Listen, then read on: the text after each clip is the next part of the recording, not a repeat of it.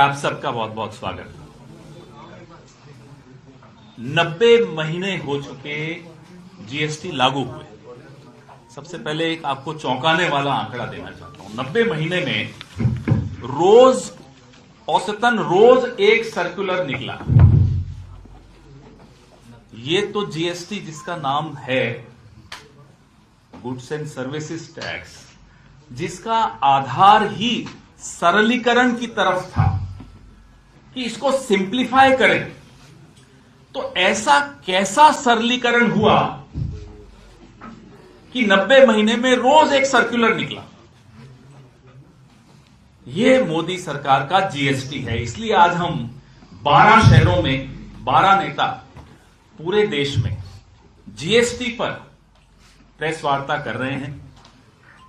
Middle class को, छोटे व्यापारी को, गरीब तबके को सबसे ज्यादा चोट इस जीएसटी से पहुंची है। जो 64% जीएसटी 2021-22 में 64% जीएसटी जो इकट्ठा हुआ, वो देश के 50% आबादी ने दिया।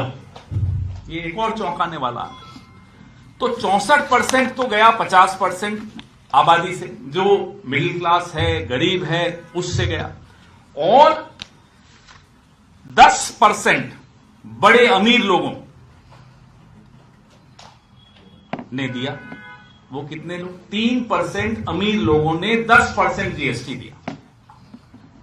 तो देखिए जीएसटी की सबसे ज्यादा मार कैसे मिडिल क्लास को, व्यापारी को, छोटे व्यापारी को, मुझे और आपको, हम सबको पड़ रही है। 9 दरें जीएसटी की हैं आज की तारीख में, स्लैब्स जिसको हम कहते हैं, 9 स्लैब्स। पहली बार ऐसा हुआ आजाद हिंदुस्तान में कि किसानों पर अलग अलग उनकी इक्विपमेंट पर, ट्रैक्टर पर जीएसटी लगा दिया। किसी सरकार ने कभी भी किसानी पर टैक्स टेररिज्म या टैक्स का आतंकवाद नहीं लागू किया, लेकिन इस सरकार ने किसानों की जो लागत है वो बढ़ा दी। वादा किया था 2022 तक तो आय दोगुनी कर देंगे, उल्टा क्या हुआ? लागत दोगुनी कर दी जीएसटी की माध्यम से।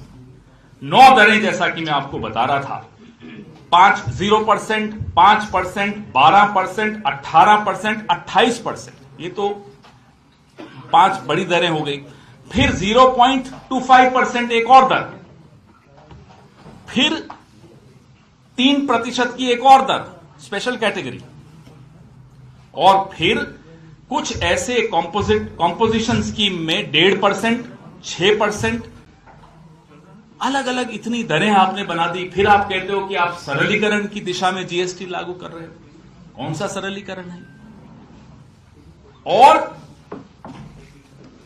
5 साल में, अभी एक तीसरा आंकड़ा मैं आपको देना चाह रहा हूं जो बहुत चौंकाएगा आपको, और आप हैरान हो जाएंगे कि आप वोट भी देते हैं, आप टैक्स भी देते हैं, और आपको जो सुविधाएं मिलती हैं वो कैसी मिलती हैं। 5 साल में इनकम टैक्स 240% वृद्धि हुई इकट्ठा करने में, और जीएसटी की संग्रह में 177%, 177% वृद्धि हुई। अब आप आंख बंद करके सोचिए कि इसका लाभ आपको क्या मिला, आपके परिवार को क्या मिला, आपके शहर को क्या मिला, आपके राज्य को क्या मिला, और आपके देश को क्या मिला। भाई आप अगर टैक्स दे रहे हो तो कुछ सोच कर दे रहे हो कि भाई मुझे लाभ मिलेगा, मेरी सड़कें अच्छी होंगी, मेरे जीवन का स्तर अच्छा होगा, मेरे को बिजली अच्छी मिलेगी, पानी अच्छा मिलेगा, रोजगार के अवसर मिलेंगे, परिवार को लाभ होगा। लेकिन कुछ नहीं मिलेगा, कुछ नहीं मिला। बेतहाशा वृद्धि, और नतीजा कुछ नहीं, 0। कोई रोबोट हो या कंप्यूटर हो तो शायद जीएसटी को समझ पाए। विदेशों में एक्सपर्ट्स ने प्रयास कर लिया कि भारत के जीएसटी को थोड़ा समझें, परिभाषित करें, सरल करें, कोई नहीं कर पाया। यहां तक कि जो अरविंद सुब्रमण्यम नाम के व्यक्ति हैं, मुख्य आर्थिक सलाहकार रहे हुए हैं प्रधानमंत्री के, और जीएसटी के आर्किटेक्ट कहूंगा मैं उनको, वो खुद कहते हैं कि ये एक राष्ट्रीय त्रासदी है, इट्स अ नेशनल ट्रेजेडी। स्वर्गीय डॉक्टर मनमोहन सिंह ने 2017 में जब जीएसटी बन गई, लागू हो गई, तब मनमोहन सिंह जी ने बड़ी अच्छी एक बात कही, बड़ा अच्छा स्टेटमेंट दिया कि हम तो खुद जीएसटी के पक्ष में थे, हम लागू करना चाहते थे, लेकिन जिस तरीके से ये जीएसटी बिना देखभाल और पर्याप्त तैयारी के, ये उन्हीं के शब्द हैं, जिस तरह से ये लागू हो रही है, ये गरीब और मध्यम वर्ग को लूटने की नीति है, ये डॉक्टर मनमोहन सिंह ने कहा था। और उनकी बात आज इसी 10-15 दिन पहले उनका देहांत हुआ, उनकी बात आज सबको याद आ रही है कि वाकई सही कहा था उन्होंने, जीएसटी एक चोट है हम सब पर। आपने एक और मैं आपको बात बताता हूं, जीएसटी के बारे में जितना ये शोषण कर रहे हैं वो तो कर ही रहे हैं, उसके बावजूद 2 लाख करोड़ की चोरी जीएसटी की 2023-24 एक साल का यह आंकड़ा है, 2 लाख करोड़ की चोरी। और 2023-24 इससे पहले 22-23 में 1 लाख करोड़ की चोरी हुई, तो उससे दुगनी एक साल में डबल हो गई चोरी।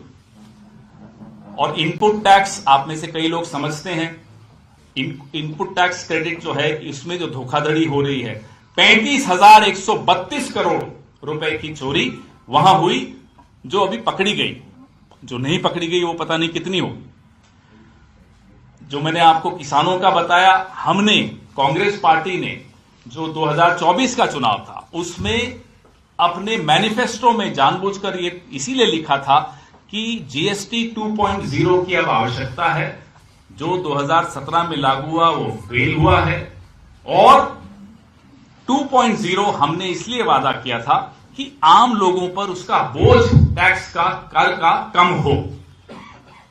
हाल के महीनों में मोदी जी ने हमारे घोषणा पत्र की कई बार नकल करते हुए पकड़े गए। हम उनसे आग्रह करते हैं कि एक बार और नकल कर लीजिए हमारे घोषणा पत्र और जीएसटी 2.0 को लागू कीजिए, नहीं तो आज जयपुर में आप सबकी उपस्थिति में टीकाराम जूली गवाही देंगे कि जीएसटी का full form Gabbar Sitharaman tax हो चुका है। गब्बर सिंह तो पुरानी बात हो गई, अब नया गब्बर सिंह आया है, गब्बर सीतारमण टैक्स। और इससे लोग आत्महत्या तक के केसेस सामने आए हैं। यह स्थिति जीएसटी की हो गई है। यह महत्वपूर्ण मुद्दा है।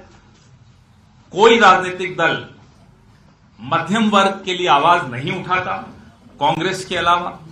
कांग्रेस पार्टी मध्यम वर्ग के ऊपर इस तरह की बेतहाशा चोट के खिलाफ पूरे देश में आवाज उठाएगी, उठा रही है। और इस बजट से पहले, बजट सत्र से पहले हम जानबूझकर इस मुद्दे को और ज्यादा बढ़ा रहे हैं, ताकि बजट जब सेशन हो तो संसद के, पूरे संसद का ध्यान इस मुद्दे की तरफ जरूर जाए। आपके सवाल।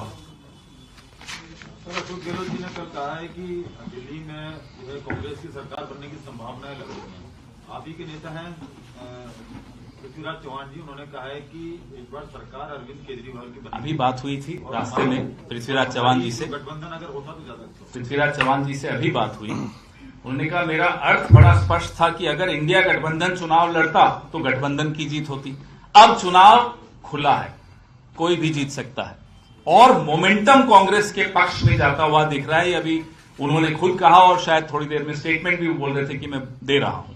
तो आप दिल्ली पता नहीं कब आए, पिछले 15 दिन में। अभी हमारे कुछ साथी पत्रकार मिले, वो आए।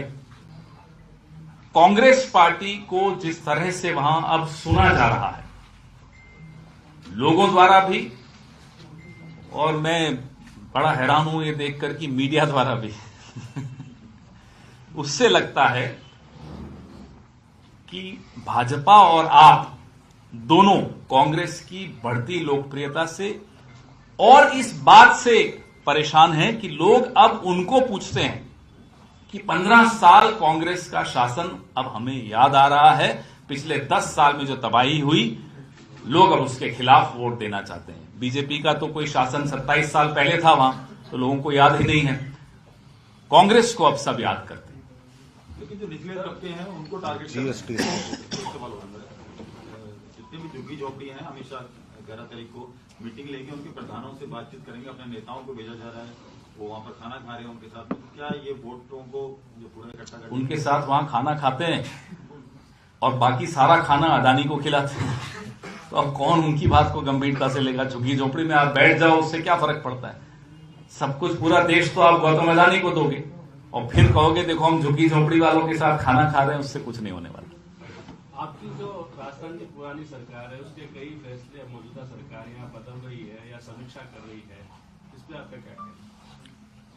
पर्ची सरकार, पर्ची आ गई होगी कहीं से कि ये बदल दो।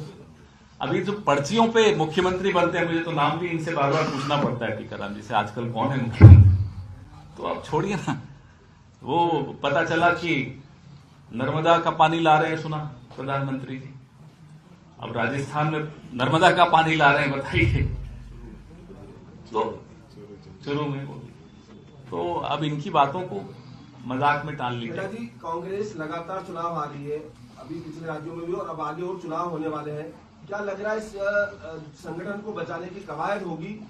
क्योंकि कांग्रेस लगातार चुनाव आती, तो आगे क्या रणनीति रहने वाली है? कांग्रेस संगठन मजबूत किस तरह से होगा या फिर यूं ही सिलसिला रहेगा? हिमाचल, तेलंगाना, कर्नाटका, झारखंड, जम्मू कश्मीर, पिछले 2 साल का मैं रिजल्ट बता रहा हूं आपको, ये लगातार हार रही है। मेरे को इस बात पर थोड़ी आपत्ति है। हार जीत अलग चीज होती है और संगठन को मजबूत करने की कवायद कोई ऐसा नहीं होता कि आज शुरू हुई और कल खत्म हो गई। ये भी लगातार चलती रहती है। एक जीवित पार्टी है, एक जीवंत पार्टी है, उसमें लोग आते हैं, नए विचार लाते हैं, नए आइडियाज लाते हैं। तो ऐसा नहीं है कि संगठन आज मजबूत करना शुरू किया और कल मजबूत हो गया। लगातार होता रहता है, निरंतर प्रक्रिया है। और जो बेलगावी में हम लोगों ने एक शपथ ली थी, एक तरह से इस पूरे साल में संगठन में जितने रिक्त पद हैं उनको न केवल भरा जाएगा, उनको सुदृढ़ किया जाएगा, उनको सशक्त किया जाएगा। पवन जी, मेरा ये सवाल था कि मुख्यमंत्री रहते हुए सरकारी धन का सबसे ज्यादा दुरुपयोग दिल्ली में तो केजरीवाल ने किया, जिसके विरुद्ध आप लोग अभियान भी चला रहे हैं, और राजस्थान में वसुंधरा राजे ने किया। वो दोनों बंगले बने रहने के लिए मुख्यमंत्री जो पहले के थे अशोक गहलोत, उन्होंने पूरा उनको सहयोग किया। तो यहाँ भी ये मुद्दा उठाएंगे आप जैसे दिल्ली में उठा रहे हैं? मुझे यहाँ का ये मुद्दा नहीं मालूम। मुझे ये मालूम है कि एक शीश महल बना है दिल्ली में और एक राजमहल बना है दिल्ली में। आपने राजमहल के विषय में नहीं पूछा, ये भी मेरे को अभी समझ में आ रहा है धीरे धीरे। वो राजमहल जो प्रधानमंत्री जी ने अपने लिए बनाया है वो भी देखते बनेगा। अगर आपको या हमें कभी मौका मिले जाने का, वो मौका मिलेगा नहीं, ना मुझे ना आपको, लेकिन सुनते हैं कि करोड़ों करोड़ों करोड़ों रुपए का वो एक राज भवन बना है, वहां राजमहल बना है। और शीश महल के विषय में तो आप लोग देख ही रहे। जयपुर के मामले को स्किप कर गए आप, वसुंधरा जी वाला जो मैंने मुझे मालूम नहीं जिस मामले में, तो उसमें तो टीकाराम जी बता पाएंगे, मुझे कैसे मालूम? जी जरूर करूं जी। सर, जो एक सवाल और है मेरा, सवाल पे कोई जीएसटी नहीं लगती, पूछिए, 2 पूछिए।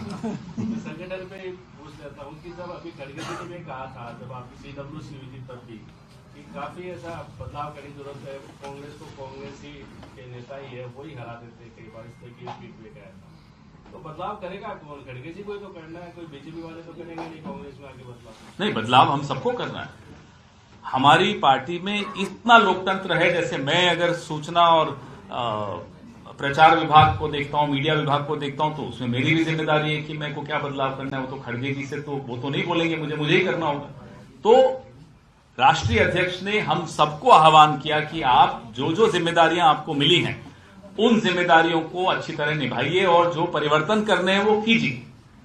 तो जैसा मैंने आपको कहा, एक परिवार है, एक जीवंत परिवार है, जीवित पार्टी है, बदलाव चलता रहेगा और हम सबकी जिम्मेदारी है बदलाव। जीएसटी पे सवाल नहीं पूछ रहे हैं आप। सर, जीएसटी मुद्दे को कौन भी अब उठा रहे हैं, लोग तो इसको याद कर नहीं रहे। इससे मुद्दे अडानी, जीएसटी, पब्लिक कनेक्ट नहीं हो। पब्लिक आप जाइए, चलिए अभी मेरे साथ चलिए, जौहरी बाजार चलते हैं, खाना मैं खिलाऊंगा, चलो ये भी, और एक एक ट्रेडर से बात करते हैं। जिस पार्टी ने, बचपन से हम सुनते थे कि बीजेपी तो बनियों की पार्टी है, पूछो, चलो चलिए मेरे साथ, ट्रेडर्स की हालत क्या कर दी बीजेपी ने, चलिए। भाई वोट, गांधी जी असहयोग आंदोलन चलाते थे क्या? वोट के लिए चलाते थे। देश के लिए चलाते थे। अंग्रेजों भारत छोड़ो का नारा क्या वोट के लिए लिया था, देश के लिए लिया था। हर चीज वोट से तोलना मोदी का काम होगा, कांग्रेस का काम ये नहीं है। कांग्रेस का काम है एक मजबूत विपक्ष की हैसियत से अपनी आवाज ऐसे तमाम मुद्दों पर उठाएं जिन मुद्दों से सीधे सीधे मध्यम वर्ग और निम्न वर्ग को भारी नुकसान का सामना करना पड़ रहा है। ये हमारी जिम्मेदारी है। पवन जी, जीएसटी से ट्रेडर्स को बड़ा नुकसान है, आम जनता को भी नुकसान है, जैसा आपने बताया। तो कांग्रेस राजस्थान में ट्रेडर्स को साथ लेके कोई अभियान या कोई मुहिम, ये अभियान ही तो है जो शुरू किया हमने, ना केवल प्रेस वार्ता। हमारे ऑल इंडिया प्रोफेशनल्स कांग्रेस भी अलग अलग समूहों के साथ बैठक करके संसद तक में हम इस मुद्दे को उठाएंगे और काउंसिल की मीटिंग्स में लगातार हम उठाते हैं। हमारी वहां प्रेजेंस कम है क्योंकि हमारे मुख्यमंत्री कम हैं, लेकिन काउंसिल मीटिंग्स में भी हम लगातार अपनी आवाज उठाते हैं, आपकी आवाज वहां तक पहुंचाते हैं कि साहब रहम करो, 1 नेशन 1 टैक्स बोलते हो, 1 पॉपकॉर्न 3 टैक्सेस हैं। एक पॉपकॉर्न पे 3 तरह के टैक्स, सॉल्टेड पॉपकॉर्न पे अलग है, कैरामेल पॉपकॉर्न पे अलग है और प्लेन पॉपकॉर्न पे अलग है। तो आप ये बताइए, 1 नेशन 1 इलेक्शन, 1 नेशन 1 टैक्स, एक प्रोडक्ट पे आप 3 टैक्स लगा रहे हो। ये स्थिति है जीएसटी की। सर, बात चाहे संसद में उठाए जाने वाले मुद्दे की हो या सड़क पे कोई बड़े इशू की, आप पूरे इंडिया गठबंधन के लोग एकजुट नजर आते हैं। जब भी चुनाव आते हैं, ऐसी क्या सर कुर्सी की है कि अलग अलग हो जाते हैं, खींचतान हो जाती है और उसका फायदा तीसरे पार्टी को मिलता है? देखिए, इंडिया गठबंधन ने लोकसभा चुनाव लड़ा, मिलकर लड़ा, और मोदी जी ने शायद सोचा नहीं होगा, वो 400 पार के सपने देख रहे थे, 240 पे उनको रोक दिया। इंडिया गठबंधन लोकसभा चुनाव के लिए एक राष्ट्रीय स्तर का गठबंधन था और है। अलग अलग राज्यों की स्थितियां अलग अलग हैं। पंजाब की स्थिति, दिल्ली की स्थिति अलग है। पंजाब में हमारी राज्य की इकाई ने कहा कि भाई हमें इनसे गठबंधन नहीं करना, हम इनसे लड़ेंगे, तो उस बात का सम्मान किया गया। दिल्ली की इकाई ने भी हमें यही कहा कि हम लड़ना चाहते हैं इनसे, सीधा लड़ने दीजिए। तो मुझे नहीं लगता कि इसमें कोई हैरानी का विषय है। पवन जी, सर अगर दिल्ली की इकाई नहीं कहती तो क्या कांग्रेस के स्तर पे? हमारे यहाँ ऐसा सिस्टम नहीं होता, हम राज्य की इकाई को पूरा महत्व देते हैं। पवन जी, सर ये तो अजीब लगता है ना, राहुल गांधी, क्यों अजीब लगता है? राहुल गांधी आप पार्टी को वोट देके आते हैं, फिर अगले विधानसभा में आप पार्टी भाई गठबंधन का एक धर्म होता है, गठबंधन करोगे लोकसभा में, वोट क्या फिर बीजेपी को देंगे? वोट तो गठबंधन के ही साथी को देंगे ना।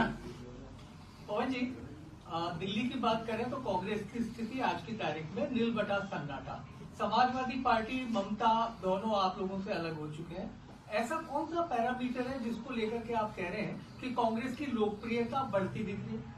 आप आइए मेरे साथ दिल्ली, चलिए मैं आपको दिखाता हूं। मैं दिल्ली सरकार का हिस्सा 15 साल रहा हूं, शीला जी के साथ बहुत करीबी मैंने काम किया, तो मैं थोड़ा बहुत समझता हूं दिल्ली। राजस्थान को शायद कम समझता हूँ, दिल्ली को थोड़ा ज्यादा समझता हूँ। पर ममता, इनका शीला जी का आप जिक्र कर रहे हैं, यकीनन उनके काम बहुत शानदार थे, लेकिन इस बात को तो 15 साल बीत चुके, अब उनके आधार पर आप कैसे? यहाँ 70 साल का हिसाब मांगा जाता है तब कोई बात नहीं, आप बोल रहे 15 साल पहले 10 साल पुरानी बात न करें, क्यों नहीं करें साहब? आज ज्यादा तुलना होती है कि ये फ्लाईओवर शीला जी के वक्त बना था, देखो ये मेंटेन भी नहीं कर पा रहे। मेट्रो शीला जी लाई थी, देखो ये नया 1 किलोमीटर और इन्होंने नया नहीं ऐड किया। यूनिवर्सिटीज बनाई हमने, ये एक कॉलेज नहीं बना पाए। हमने अस्पताल बनाया, इतने ये एक बेड नहीं जोड़ पाए अस्पतालों में। हमने 6,500 बसें लाकर वहां खड़ी कर दी, अब वो 4,000 के आसपास हो गई, कम हुई बढ़ी नहीं। हमने सोनिया विहार वाटर ट्रीटमेंट प्लांट लाके दिल्ली के ऐसे ऐसे कोनों में पानी पहुंचाया जहां 50-60 साल से पानी नहीं गया था। पूछिए इनसे, इन्होंने कितने लीटर किलोलीटर पानी ऐड किया हो दिल्ली में। हमने 24 घंटे बिजली वहां लाने की व्यवस्था की, बताइए इन्होंने क्या किया? तो तुलना तो होगी, और जब तुलना होगी तो लोग याद भी करेंगे। घर से निकलते ही दिल्ली पे शीला दीक्षित की मोहर लगी हुई दिखती है, निकलते ही मालूम पड़ता है कि कांग्रेस सरकार का काम है। इस सरकार का काम आपको नहीं दिखता, हां पोस्टर जरूर दिखते हैं इस सरकार। अरे किसानों का आंदोलन चल रहा है, अभी शंभू बॉर्डर पे एक किसान ने फिर आत्महत्या करने के प्रयास किया है। उसके अलावा जो जगजीत सिंह डल्लेवाला है, उनका भी अनशन है, उनकी हालत बहुत गंभीर खराब है, उस पर कुछ कहेंगे? बहुत अजीब सी बात है कि देश की राजधानी के दरवाजे देश के अन्नदाता के लिए बंद है।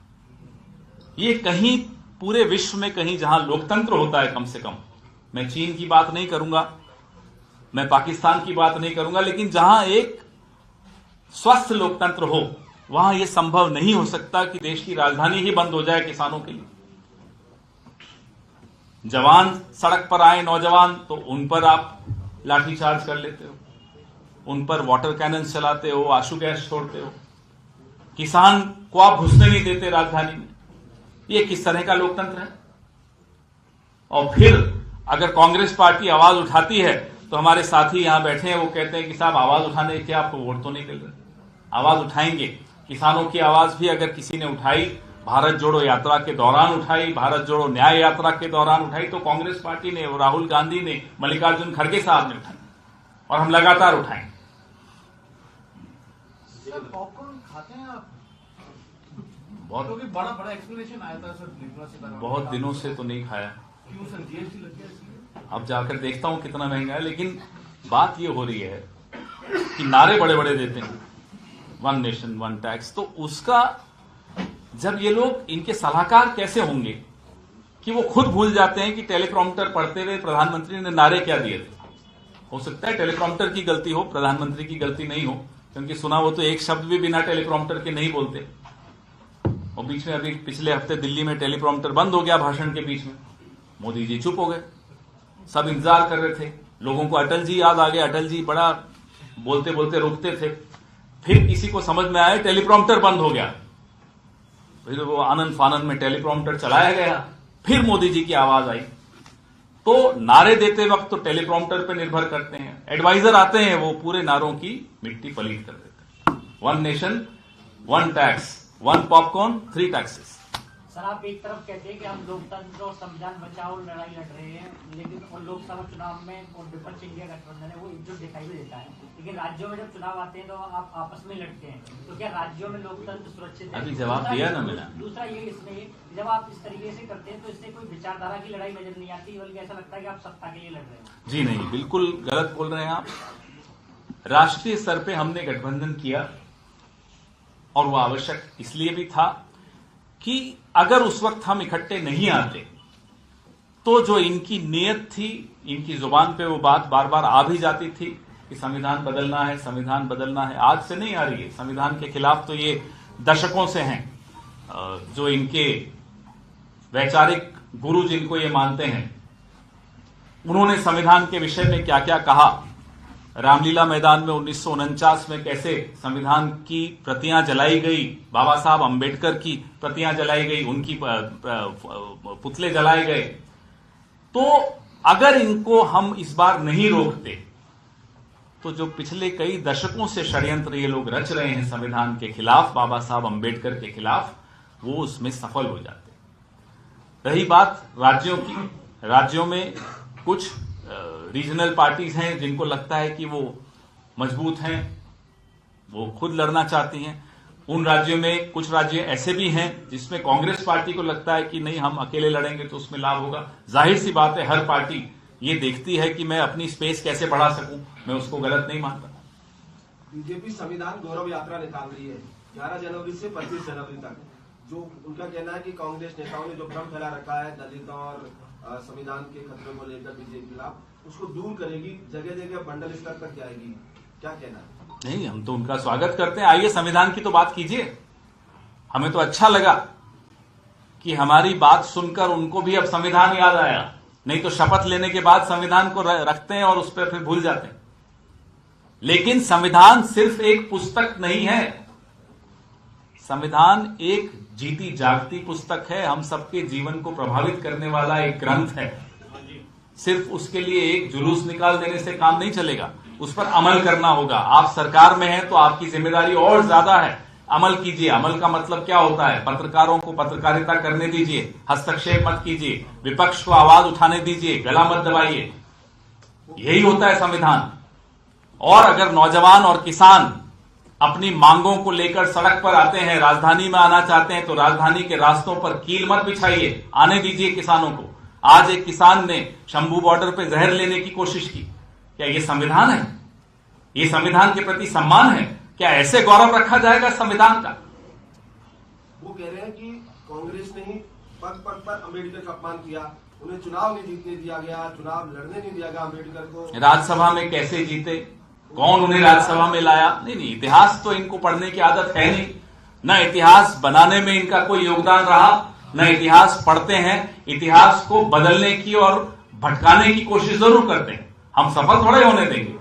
अंबेडकर जी के हाथ से लिखी चिट्ठी अभी खड़गे साहब ने बेलगाम में हमें सबको दिखाई, जिसमें उन्होंने पूरा खुलासा किया कि वो कैसे चुनाव हारे और किसने षड्यंत्र किया, कौन थे वो संघ समर्थित लोग, वो सब बातें सबके सामने हैं। हम और आप, क्योंकि आप पत्रकार हैं, जाहिर सी बात है आप पढ़ते हैं, आपकी आदत है, हमारी भी थोड़ी आदत है पढ़ने लिखने की। इनकी आदत ही नहीं है पढ़ने लिखने की, टेलीप्रॉम्प्टर पढ़ते हैं बस, उसके अलावा कुछ नहीं पढ़ते। अच्छा, एक आखिरी क्वेश्चन और कि जीएसटी को लेकर सब लोग प्रताड़ित हैं, चाहे ट्रेडर्स हो, आम जनता हो, ग्राहक व्यापारी सब परेशान है। क्या आपको लगता है कि जो आपने आंदोलन शुरू किया जनता सड़कों पर उतरेगी? क्या लगता है ऐसा पूरे देश की जनता और सरकार इसको लेकर घबराकर वापस लेगी या कुछ ऐसा लगता है? देखिए, ये सरकार, माफ करना शब्द तो गलत है, कायरों की और डरपोकों की सरकार है। इस देश में अगर कोई सबसे बड़ा कायर है तो इस देश का प्रधानमंत्री। जरा दबाव नहीं झेल सकते, पत्रकारों के सवाल नहीं झेल सकते, बिना टेलीप्रॉम्प्टर के बोल नहीं सकते। ऐसे आदमी को ये याद दिलाना कि साहब ये लोकतंत्र है, अगर हम सड़क पर आएंगे तो आपको सुनना होगा, कोई मुश्किल काम नहीं है, सुनेंगे। 2020 में हालत जो चुनाव आया था, रिजल्ट आए थे, कांग्रेस की सीटें कम आई थी। 20 में कौन सा चुनाव? विधानसभा, सॉरी, अगले जो उससे पहले इलेक्शन हुए थे दिल्ली विधानसभा के। इस बार आपको, अच्छा, दिल्ली विधानसभा, दिल्ली इस बार आपको कितनी लगता है कि सीटें आ जाएगी? नहीं, इस बार हमारा, जैसा मैंने आपको कहा कि एक तो उम्मीदवार बहुत अच्छे उम्मीदवार, अच्छे चेहरे दिए, ये मीडिया के लोग भी बोल रहे हैं, लोगों के मन में भी यही भावना है कि चेहरे कांग्रेस ने बड़े अच्छे उतारे, मुद्दे कांग्रेस बहुत अच्छे उठा रही है और अच्छे तरीके से उठा रही है, सही समय पर सही मुद्दा उठा रही है। इसका लाभ मिलते हुए जरूर दिख रहा है। और जब मैं कहता हूं लाभ मिलेगा, मैं ये नहीं कह रहा कांग्रेस पार्टी, दिल्ली के जनता को लाभ मिलेगा अगर कांग्रेस जीतेगी। तो टोटल सीट कितनी आपको कितनी लगती है, कितनी आने? मैंने सुना है यहां जयपुर में मोती डूंगरी के पास एक अच्छे ज्योतिषी हैं, यहां से वहीं जाऊंगा मैं, फिर उनसे पूछ के बताऊंगा। सर, भाजपा प्रत्याशी रमेश बिधूड़ी ने पहले प्रियंका गांधी को लेकर विवादित टिप्पणी करी, उसके बाद आतिशी को भी लेकर की, उसको किस तरीके से? ये सिर्फ रमेश बिधूड़ी की मैं निंदा करूं उचित नहीं होगा। 15 साल मैंने उनके साथ काम किया है, वो विपक्ष में थे, मैं कांग्रेस में था, दिल्ली में वो विधानसभा में भी इसी तरह की बातें करते थे। बात उनकी गलती नहीं है, ये मानसिकता उनकी पार्टी की है। आप प्रधानमंत्री की टिप्पणियां सोनिया जी के विषय में सुन लीजिए, मैं तो बोल भी नहीं पाऊंगा। इस पूरी पार्टी की मानसिकता महिलाओं के प्रति क्या है, यह आपको इनके नेताओं की टिप्पणी में और इनके नेताओं के कंडक्ट में, किस तरह से ये अपना जीवन जीते हैं, उसमें आपको दिख जाए। इसलिए सिर्फ एक रमेश बिधूड़ी की निंदा करे कोई लाभ नहीं, मानसिकता ही ऐसी, इनके संस्कार ऐसे। सर, सावरकर के नाम से कॉलेज खोले जाएंगे, क्या कहना चाहेंगे? पूछिए कि सावरकर ने छत्रपति शिवाजी के लिए क्या शब्द इस्तेमाल किए। पढ़े नहीं पढ़े होंगे इन्होंने, पढ़े होते तो नाम न लेते सावरकर का। सावरकर ने महिलाओं के लिए क्या टिप्पणियां की थी, पूछिए। यही होता है जब आप बिना पढ़े आंख बंद करके भेड़ चाल में चलते हैं। साहब, किसी ने कहा सावरकर तो सावरकर इनका हीरो है, इनके पास नायक नहीं है। कभी कभी सरदार पटेल को हमसे छीनने की कोशिश करते हैं, कभी महात्मा गांधी को हमसे छीनने की कोशिश करते हैं, कभी सुभाष चंद्र बोस को हमसे छीनने की कोशिश करते हैं। इनका अपना नायक कौन है बताइए? एक रह के सावरकर का नाम लेते हैं। सावरकर की असलियत आपके सामने खोल के हम रख देंगे जिस दिन डिबेट करें हमारे साथ। और उन्हीं के शब्द, उन्हीं ने लिखी हैं किताबें, हमने नहीं लिखी हैं, सावरकर ने ही किताबें लिखी हैं जिसमें उन्होंने शिवाजी महाराज का जो अपमान किया। तो इस तरह की, और बाबा साहब अंबेडकर के लिए क्या कहा, बौद्ध धर्म को जो मानते हैं उनके लिए क्या कहा, एक बार पढ़ लें, नाम लेना भूल जाएंगे सावरकर। मोहन भागवत जी का लगातार जो बयान आ रहे हैं मंदिरों को लेकर, मस्जिदों को लेकर, वो लगातार बयान दे रहे हैं, उसको लेकर क्या कहेंगे आप? 80 और 90 के दशक को याद कीजिए। भाजपा के विषय में, संघ के विषय में हमेशा ये कहा जाता था कि मुखौटा होता है और असली चेहरा होता है, और मुखौटे और चेहरे बदलते रहते हैं। जब अडवाणी जी रथ यात्रा निकालते हैं तो अटल जी शांति की बात करते थे। एक मुखौटा था, एक असली चेहरा था। जब योगी जी बुलडोजर घुमा रहे होते हैं देश में तो मोदी जी शांति की बात करते हैं। मुखौटा, असली चेहरा। अब मुखौटा बन के मोहन भागवत जी सामने आए। असली चेहरा असली काम अपना कर रहा है। देश को बांटने का, समाज में नफरत फैलाने का काम बिल्कुल बदस्तूर चल रहा है। गोदाम भरा हुआ है चेहरों से। शोकेस में एक मुखौटा है, तो मोहन भागवत जी शोकेस का मुखौटा है। ओके, धन्यवाद। आप जय हिंद।